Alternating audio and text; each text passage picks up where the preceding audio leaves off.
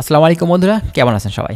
আজকে আমরা ম্যাসেডোনিয়ার কাজ সম্পর্কে বেশ কিছু গুরুত্বপূর্ণ তথ্য আপনাদেরকে দিব। বর্তমানে যেহেতু এখন উইন্টারের সিজন চলে এসেছে, এখন শীতের সময়, বা বর্তমানে এখন কী টাইপের কাজে যাওয়াটা ভালো হবে বা কী ধরনের কাজ নর্থ ম্যাসেডোনিয়াতে পাওয়া যায়, এইসব বিষয়গুলো নিয়ে আজকে আমরা কথা বলবো। অবশ্যই ভিডিওটি স্কিপ না করে শেষ পর্যন্ত দেখবেন, তাহলে অনেক ধরনের গুরুত্বপূর্ণ তথ্য আজকের এই ভিডিও থেকে আপনারা কিন্তু পেয়ে যাবেন। আর আপনি যদি আমাদের চ্যানেলে একদম নতুন ভিউয়ার্স হয়ে থাকেন, চ্যানেলটিকে সাবস্ক্রাইব করে রাখতে একদমই ভুলবেন না। আমরা নেক্সট টাইমে চেষ্টা করবো আরও অনেক ধরনের তথ্যগুলো আমাদের এই চ্যানেলটিতে শেয়ার করার। তাহলে চলুন আর কথা না বাড়িয়ে আমাদের যে মূল ভিডিও সেদিকে আমরা ফোকাস করি।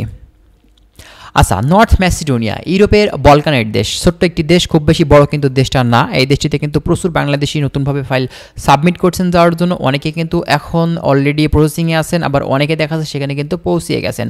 তো কথা হচ্ছে, বর্তমানে যেহেতু এখন উইন্টারের সিজন চলে আসছে, শীতের সময় চলে আসছে, এই সময়ে কোন কাজটাতে আপনার যাওয়াটা ভালো হবে, বা বর্তমানে আপনি এখন কোন কোন কাজে এখন বাংলাদেশ থেকে যেতে পারবেন। দেখুন, আগে আপনাদেরকে বলি যে বর্তমানে উইন্টারের সিজনে আপনার কোন কাজটিতে যাওয়াটা উচিত হবে না বা কোন কাজে যাওয়াটা ঠিক হবে। দেখুন, আমি আপনাদেরকে বলবো যে ভাই, যেহেতু এখন শীতের সময়, বিশেষ করে এগ্রিকালচার সেক্টরে, কৃষি কাজে আপনাদের এখন না যাওয়াটা সব থেকে বেটার হবে। যেহেতু এখন তুষারের কারণে রাস্তাঘাট, পথঘাট সব কিছু আপনার এই তুষার বা বরফে কিন্তু ঢেকে যাবে। সেই কারণে সেখানে কাজ করা কিন্তু অনেক সমস্যা হবে। দেখা যাচ্ছে যে আপনার 2 মাস 3 মাস একভাবে কিন্তু তুষার পড়ে থাকে। তো এই সময়টাতে আপনার ঠিকঠাকভাবে কাজ হবে কিনা, স্যালারি আপনাকে দিবে কিনা কোম্পানি, এইসব বিষয়গুলো কিন্তু অবশ্যই আপনার আগে থেকে চিন্তা ভাবনা করতে হবে। এবং দ্বিতীয়ত কথা হচ্ছে ভাই, আপনি এই দেশটিতে তাহলে কোন কাজে যাবেন। দেখুন, আপনি কিন্তু বিল্ডিং কনস্ট্রাকশন সেক্টরে কিন্তু এই দেশটিতে কাজ পাবেন, এই দেশটিতে আপনি কিন্তু যেতে পারেন। তবে কথা হচ্ছে ভাই, তুষারের সময় আপনারা জানেন বিল্ডিং কনস্ট্রাকশনের কাজও কিন্তু বাহিরে হয়ে থাকে, আবার অনেক কাজ আছে ভিতরেও কিন্তু হয়ে থাকে। তো এক্ষেত্রে বাহিরের যে কাজগুলো সেগুলো কিন্তু ঠিকঠাকভাবে আপনি কিন্তু শীতের সময় বা এই যখন আপনার এই স্নোফল হয় বা আপনার বরফ পড়ে, এই সময় কিন্তু আপনার কাজ করাটা কিন্তু খুবই সমস্যাকর হয়ে যায়। দেখা যায় যে আপনার অনেক সময় সপ্তাহে 2-3 দিন বন্ধ থাকে। আবার দেখা যাচ্ছে যে আপনার যেহেতু একটানা বরফগুলো পড়ে থাকে, সে কারণে কিন্তু আপনার এই সময়টাতে মানে কাজ একটুখানি ডিলে হয়ে থাকে। ঠিক আছে?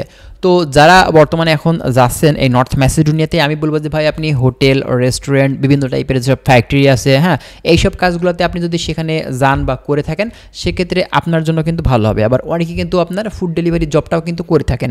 তো ফুড ডেলিভারি জবের বিষয়টা হচ্ছে ভাই, আপনি যদি সেখানে ল্যাঙ্গুয়েজ জেনে থাকেন, নর্থ ম্যাসিডোনিয়ার ল্যাঙ্গুয়েজ, এছাড়া আপনি যদি দেখা যাচ্ছে ভালো ইংরেজি জেনে থাকেন, বা দেখা যাচ্ছে মোবাইল সম্পর্কে আপনার যদি ধারণা থেকে থাকে, অ্যাপস সম্পর্কে যদি ধারণা থেকে থাকে, সেক্ষেত্রে আপনি কিন্তু ফুড ডেলিভারি জব করতে হবেন। তার জন্য অবশ্যই কিন্তু ভাই ভাষাটা মানে জানাটা খুবই জরুরি।